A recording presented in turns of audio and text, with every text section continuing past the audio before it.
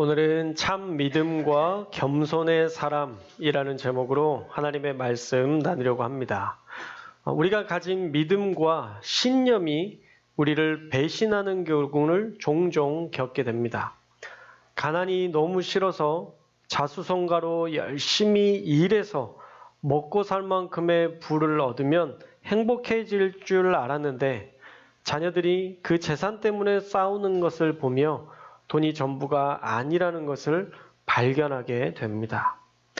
또 건강해지면 행복해질 거라 생각해서 건강에 올인하면서 살았는데 나이는 들면 들수록 건강은 내 생각만큼 따라주지 않을 때 문득 다시 건강은 내 마음대로 되지 않는다는 것을 알게 되기도 합니다. 또 사람과 관계를 잘 맺으면 행복해질 줄 알아서 그렇게 사람을 좋아하고 사람들과 함께하는 것을 즐겨 했는데 그렇게 형제 같았던 사람들에게 배신당하고 상처받는 일을 겪으며 사람은 믿을 만한 존재가 못 된다는 것을 발견하기도 합니다. 그래서 종교에 심취하기도 하는데 구원받지 못할 능력 없는 종교에 심취해 있다면 그것은 어리석은 맹신일 뿐이죠. 이 땅에서 수고롭게 헌신했지만 그 믿음은 구원받지 못하는 믿음이기 때문입니다. 이렇게 우리는 다양한 삶에서 잘못된 믿음으로 살기도 합니다. 그러나 진짜 바른 믿음이 있고 또 우리를 살리는 믿음이 있습니다. 그것은 바로 살아계신 하나님을 믿는 믿음입니다. 할렐루야. 오늘 본문에 보면요, 루스드라 지역으로 갔는데 태어나면서부터 걷지 못하는 한 사람이 나옵니다. 주석에서는 이 사람이 이 광장에 나오는 이유는 구걸하기 위함이다 라고 이야기하는데 그렇게라도 돈을 벌어야 생활을 할 수 있고 먹고 살 수 있으니까 이 광장에 나온 이유를 구걸 때문이다 라고 추측하고 있습니다. 그때 마침 바울이 복음을 전했는데 이 사람이 바울을 주목해서 이야기를 듣는 거예요. 여러분 대화하다 보면 알잖아요. 저희 아내랑도 이야기하다 보면 저희 아내가 왜 딴 생각해? 왜 내 말에 집중 안 해? 가끔 그럴 때가 있는데 저도 여러분들을 보면요. 예배를 드리는지 안 드리는지 사실 맨 뒤에 계신 최진희 전도사님까지 다 보입니다. 눈이 되게 좋아요. 눈이 안 좋아야 좀 이렇게 신경 안 쓰고 이렇게 예배 드리는데 다 신경 써요, 솔직히.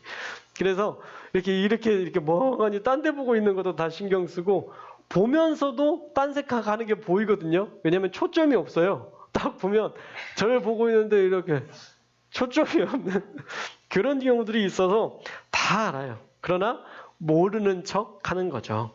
제가 모르는 척 한다고 모르는 게 아니니까 여러분들 잘 기억하셔서 불꽃과 같은 눈으로 목사님이 지켜보고 있다는 거 기억하시고 예배 잘 들으시기를 축복합니다. 자, 그런데 바울도 그 사람의 그 눈빛에서 알았을까요? 몰랐을까요? 너무 잘 알았죠. 그 사람의 그 간절한 눈빛이 있거든요.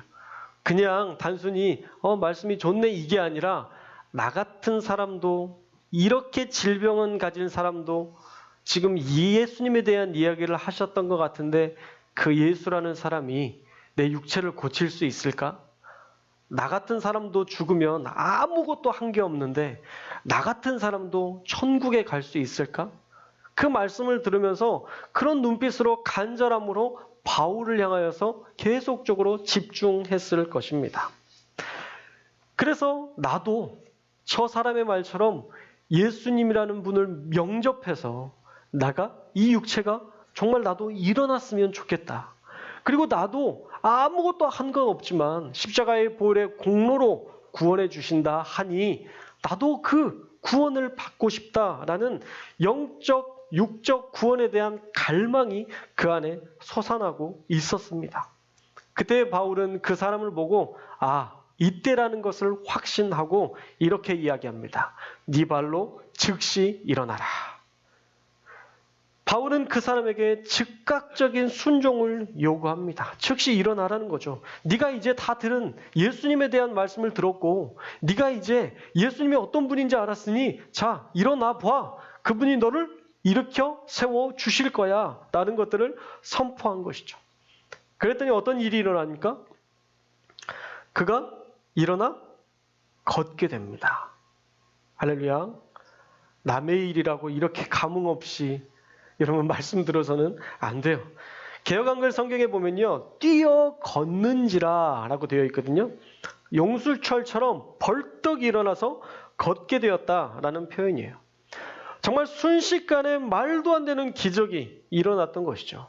그러니까 얼마나 놀랐겠어요? 한 번도 걸어본 적이 없는 사람이 걷는 것을 보니까 그것을 봤던 무리들도 놀랐고 가장 놀랐다는 사람은 누구일까요? 평생도록 걸어보지 못한 그 장애를 가진 그 사람이 아마 가장 놀랐을 것입니다. 그런데 그 주변 사람들도 적지 않게 놀랐던 것 같아요. 사람들이 놀라면 어떤 반응이 일어나는지 아세요? 보통 사투리가 나와요. 그래서 오늘 말씀에도 보면 본 무리들이 루가오니아 방언으로 소리를 질렀다라고 얘기하죠. 신들이 사람의 형상으로 우리 가운데 내려오셨다. 아따 이게 뭔 일이다요? 이렇게 전라도식으로 표현을 하면 어떻게 이런 일이 있을 수 있단가요? 그러면서 전라도 사람은 그렇게, 충청도는 어떻게 놀래요?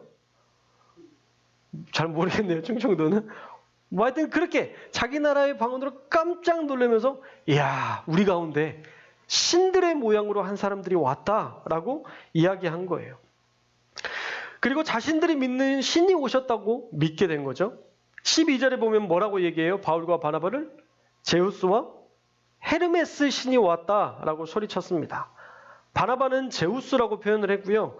바울은 헤르메스라고 말했던 이유가 아마 그들이 보기에는 바울이 약간 말을 주도하고 이렇게 이야기하니까 행동파처럼 보여서 헤르메스처럼 보였을 것 같고요. 바나바는 어때요?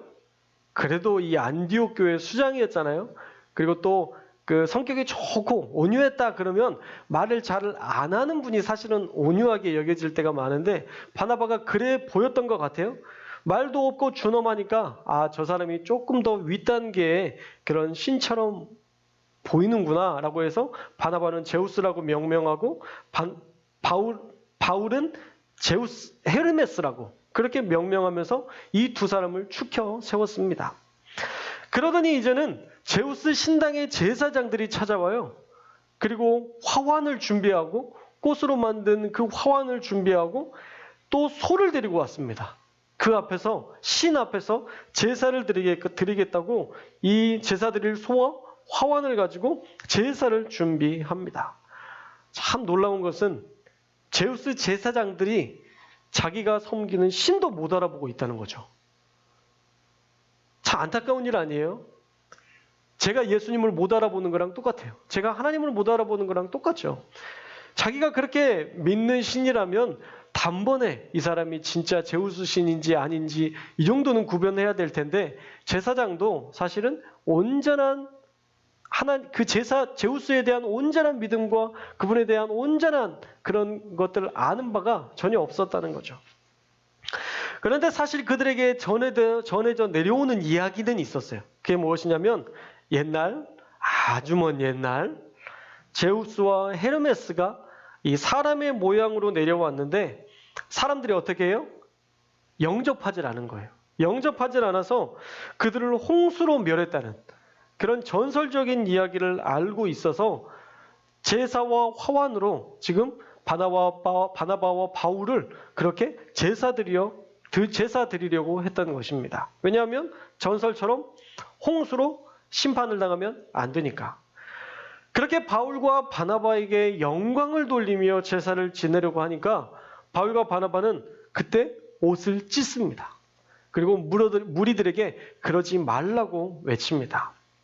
자, 유대인들이 옷을 찢는 행위는요, 근심과 슬픔, 너무 극심한 슬픔을 당했을 때 옷을 찢었고요. 또 하나는 하나님 앞에서 큰 죄를 짓는 것을 보게 되었을 때, 내가 죄를 짓지 않아도 어떤 나라나 어떤 국가적인 일들에 대해서 또는 어떤 일들에 대해서 정말 이것은 하나님 앞에서 죄를 짓는 것입니다 라고 할 때 그들은 옷을 찢으면서 이것은 옳지 않다라는 것들을 보여주는 행위였는데, 이것은 하나님 앞에서 큰 죄를 짓는 것이다 라는 것들을 보여주기 위해서 자기 옷을 찢었던 것이죠.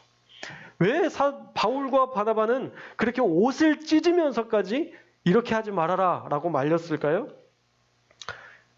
이 사람을 고친 사람이 누구예요? 하나님이에요. 바울도 아니고 바나바도 아니고 하나님이셨거든요. 그래서 15절의 말씀처럼 외친 것입니다. 우리 15절의 말씀을 함께 읽겠습니다. 15절 말씀 시작. 이르되 여러분이여 어찌하여 이러한 일을 하느냐. 우리도 여러분과 같은 성정을 가진 사람이라. 여러분에게 복음을 전하는 것은 이런 헛된 일을 버리고 천지와 바다와 그 가운데 만물을 지으시고 살아계신 하나님께로 돌아오게 함이라. 아멘. 자, 바울과 바나바가 우린 너희와 같은 사람일 뿐이고 우리가 복음을 전하는 것은 이런 헛된 일을 버리고 만물을 창조하신 하나님께 돌아오게 하기 위함이다 라고 외치고 있는 거예요. 헬라인 신들 제우스와 헤르메스를 섬기는 것, 이런 우상숭배, 헛된 믿음이라는 거죠. 그런데 사실 이 외침이 얼마나 위대한 또 얼마나 위험한 외침인지 아세요? 여러분, 이방 나라의 중심에서 제우스와 헤르메스는 가짜고 살아계신 하나님만이 우리의 유일하신 하나님이시다라고 외치는 것, 그것은 어쩌면 죽음을 각오한 선언, 선포라고 해도 과언이 아닐 것입니다. 우리가 가서 외치는 것을 좀 반대로 생각하면 어떤 스님이 오셔가지고 우리 예배 중간에서 우리 부처님만이 살아계신 유일하신 분이십니다 라고 외치면 우리가 좋은 눈으로 사랑의 마음으로 축복할 수 있겠어요? 그렇게 안 되겠죠. 똑같이 그 땅에서 제우스와 헤르메스 신들이 있고 제사장을 섬기는 그런 많은 온전하게 그들이 믿는 그 신에 대해서 살아계신 하나님만 온전한 신이시고 그 나머지 모든 것들은 다 거짓이다라고 이야기하는 것은 사실 담대한 죽음을 각오한 선포일 수 있었다는 거예요. 그렇게 바울과 바나바는요, 복음을 계속 전합니다. 16절에서는 하나님이 여러분의 지나간 세대에는 자기들의 길을 가게 방임하셨으나 라고 얘기하는데, 원문의 의미는 너희 조상이 그렇게 하나님을 안 믿고 살았어도 하나님은 오래 참으셨다라는 뜻이에요. 이 방임했다는 게 그냥 내버려뒀다는 게 아니라 하나님이 오래 참으셨다. 물론 말장난하기 좋아하시는 어떤 사람들은 16절의 말씀을 가지고 하나님께서 방임하셨기 때문에 내가 하나님을 모르는 것은 다 하나님 책임이다 라고 책임을 떠넘길 수 있지만, 우리가 로마서 1장 20절에 기록된 것처럼 창세로부터 그의 보이지 아니하는 것들 곧 그의 영원하신 능력과 신성이 그 만드신 만물에 분명히 보여 알게 되나니 그러므로 저희가 핑계치 못할지니라 라고 말씀하고 있어요. 아무도 하나님이 나에게 알려주시지 않아서 제가 몰랐습니다 라고 핑계댈 수 없다는 거죠. 왜냐하면 하나님의 능력과 신성을 날마다 분명하게 사람들에게 보여주셨기 때문이에요. 저도 그렇고 여러분들도 아마 그러겠지만, 여러분 큰 위기를 겪으면요, 나도 모르게 하나님을 찾게 됩니다. 더 간절한 마음으로 하나님을 찾고 부르짖게 돼요. 그러다가 그 위기를 뛰어넘으면 어때요?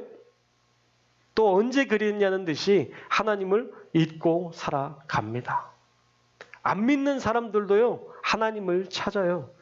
하나님, 부처님, 알라신이시여, 그 누구라도 나를 좀, 우리의 자녀들을 좀 도우소서. 그 간절한 바람 안에는 어떤 신이든 능력 있는 신이 있다면 좀 도와주십시오 라는 간절한 외침이 있는 거죠.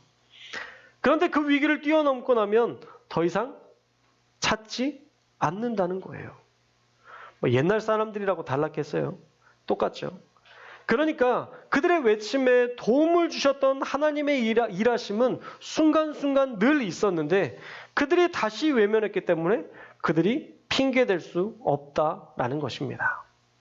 그래서 17절에서도 자기를 증거하지 아니하신 것이 아니다라고 분명하게 말씀하고 있어요.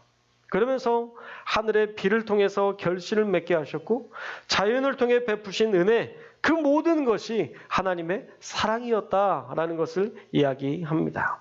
자연뿐만 아니라 간절히 원할 때 역사하시는 하나님을 만났기 때문에 그 누구도 하나님이 나와 함께 하시지 않았고 하나님이 나를 도와주시지 않아서 내가 하나님을 몰랐다라고 말할 수 없다는 거죠.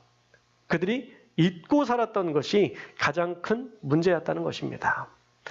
어떻든 그렇게 루스드라 무리들에게 자신들에게 제사 지내려는 그 사람들, 그 무리들을 진정시키고 바울과 바나바는 루스드라에서 열심히 복음을 전하는 이 선교의 현장을 우리가 살펴봤습니다. 자, 그렇다면 오늘 말씀에서 우리는 어떤 하나님의 음성을 들을 수 있을까요? 첫째로는요, 세상에서 참된 믿음을 가르치라고 하나님은 우리에게 말씀하고 계십니다. 평생 일어나지 못했던 장애를 가진 사람은 복음을 듣고 그 믿음 때문에 치유를 받았는데 다른 사람들은 어땠나요? 많은 무리들은 그냥 바울과 바나바를 제우스와 헤르메스가 우리 가운데 오셨다라고 이야기하면서 자신이 믿는 그 믿음으로 승화시켜서 그냥 그렇게 그 상황을 거짓 믿음으로 바꾸려 했습니다. 그러니까 전혀 하나님을 몰랐던 것이죠. 세상에는 이처럼 하나님을 모르는 사람들이 너무 많아요. 세상은 이처럼 참된 믿음을 가지지 않고 참된 믿음이 무엇인지 모르고 살아가는 사람들이 너무 많습니다. 하나님이 어떤 분이에요? 하나님은요, 저와 여러분의 문제를 고치실 뿐만 아니라 우리 육체의 문제를 고치실 뿐만 아니라 우리의 영혼까지도 구원해 주시기를 기뻐하시는 사랑의 하나님이시라는 것을 저와 여러분이 믿으시기를 주님의 이름으로 축원합니다. 하나님은 그런 분이세요. 여러분의 육체의 질병들 다 고치시기를 원하시고 여러분의 영혼의 문제까지도 완벽하게 고치실 수 있는 하나님이신 줄 믿습니다. 그런데 왜 세상이 그것들을 믿지 못해요? 저는 가장 중요한 이유가 교회가 먼저 믿지 않기 때문인 것 같아요. 교회가 먼저 하나님의 그 우리 가운데 치유하시는 은혜, 우리를 너무 사랑하시는 그 사랑, 우리 가운데 늘 함께 하신다는 그 임재의 그 약속들을 우리가 잊어버리고 살아갈 때가 너무 많은 것 같아요. 여러분, 하나님은 어떤 분이세요? 여러분들이 지금 느끼는 하나님은 어떤 분이에요? 어제 우리가 다니엘 기도회를 통해서 말씀을 들었는데 전은주 전도사님 참 믿음 좋으신 분이고 제가 그분이 불렀던 그 찬양 참 좋아하는 찬양이거든요. 내 아버지 그 품 안에서 내 영혼은 안전합니다. 정말 좋아하는 찬양인데 정말 항상 순전하게 하나님을 바라봤던 분이었던 것 같은데 그 안에도 수많은 고민과 수많은 애통함이 있었더라고요. 왕따 당했던 삶들, 교회에서는 친하게 지내는데 학교를 가면 외면하는 친구들의 그 모습들, 얼마나 외롭고 얼마나 공허했을까. 그것을 통해서 그가 느꼈던 핵심 감정이 뭐였어요? 신앙의 감정이? 사람들도 나를 이렇게 싫어하는데 하나님이 나를 이렇게 사랑하실까?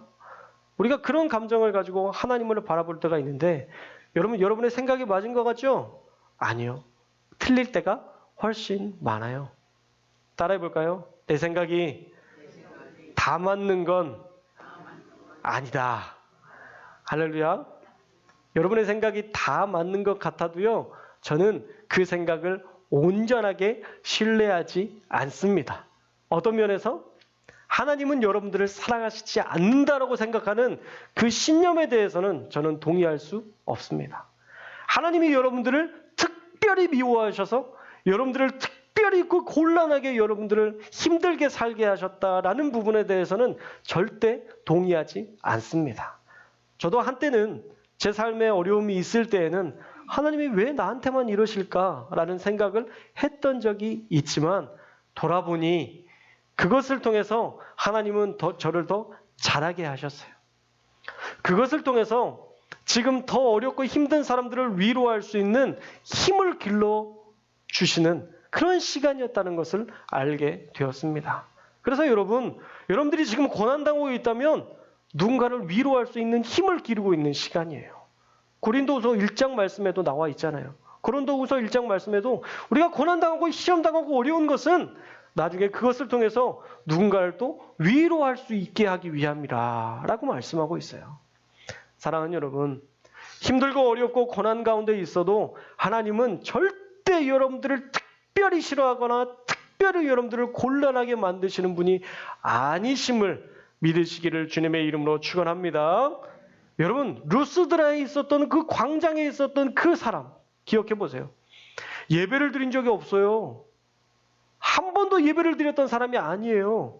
근데 단 한 번 사도 바울의 그 복음의 말씀을 듣고 나도 이렇게 되면 살 수 있겠구나.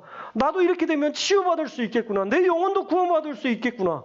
그런 그 마음의 소원, 그 한 번의 소원을 하나님 앞에 믿음으로 바울을 바라봤던 그 나도 좀 구원해달라는 그 눈빛 하나도 바울을 통해서 캐치하게 하셨고 그에게 선포할 때 그가 일어났잖아요.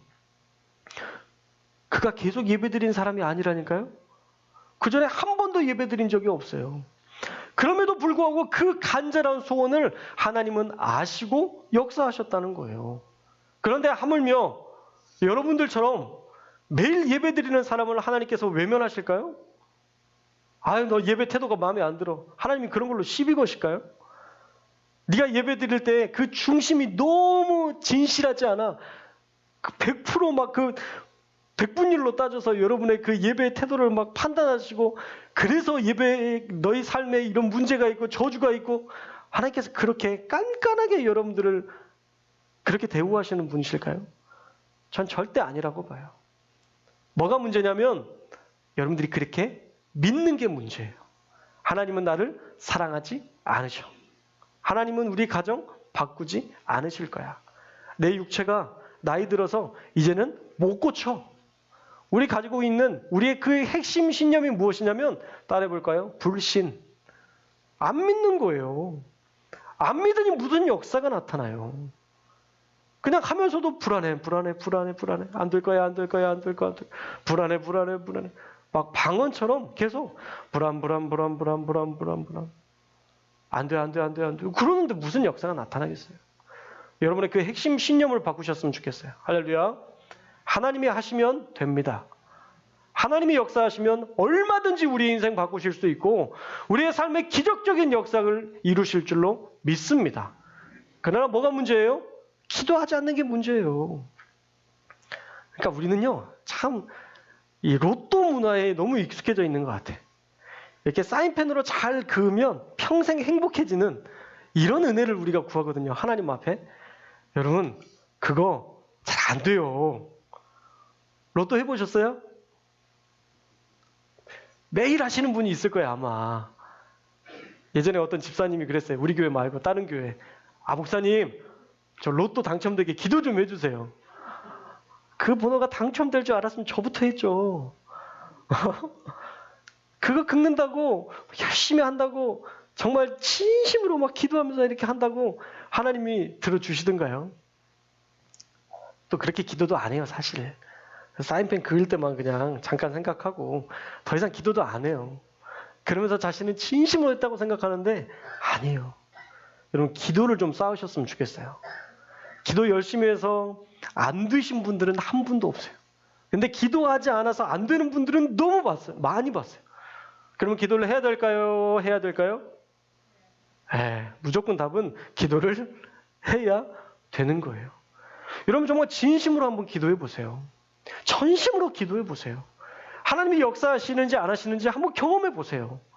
루스드라의 이 사람도 하나님과 전혀 관심 없고 하나님에 대해서 전혀 알지 못했던 이 사람도 하나님을 진심으로 믿었던 그 한순간을 통해서 그의 삶이, 그의 인생이 완전히 바뀌었어요. 그러면 여러분의 인생은 바뀌고도 남을 하나님의 은혜가 있다는 것을 저와 여러분들이 꼭 믿으시기를 주님의 이름으로 축원합니다. 그런 참된 믿음 가지고 하나님을 나 사랑하지 않으셔. 하나님 특별히 날 미워하셔. 이런 잘못된 잡생각들에 대해서 빨리 대적하시고 하나님은 나를 너무 사랑하셔. 예수님을 보내주셔서 그 자기 독생자를 내어주신 사랑으로 나를 사랑하셨어. 뭘 안 주시겠어? 이렇게 사랑을 주신 하나님이, 생명을 내어주신 분이 나에게 그 어떤 것을 주시지 않겠어? 여러분, 그런 기대감으로 하나님 앞에 기도하고 그런 참된 믿음 가지고 도전할 때에 하나님께서 놀라운 기적, 저와 여러분의 가정, 여러분의 삶, 여러분의 모든 삶 속에 넘치도록 부어주실 줄로 믿습니다.